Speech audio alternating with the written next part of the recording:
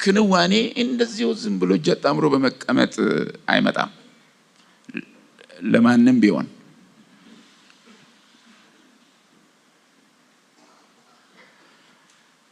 ማቀድና በስራ መትጋት ጌታ ቢፈቅድ ያሉ ማቀድ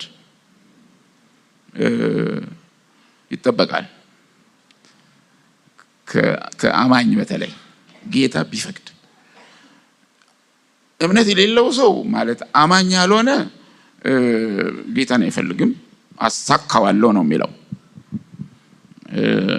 ሚሳነኝ ነገር በመድር ላይ ምንም ነገር የለም ነው የሚለው ጌታ የሌለው ሰው ትምክቱ በገዛ ስጋው ላይ በገዛ ዕውቀቱ ላይ የሆነ ሰው የሚያቀተኝ ነገር የለም ነው የሚለው ይሄ ዓለማዊው አስተሳሰብ ደግሞ የሚገፋፋው ወደዚያ ነው ባንተ ውስጥ ያለኮ አቅም ቀላል አቅም አይደለም ታሳካዋለህ ይላልና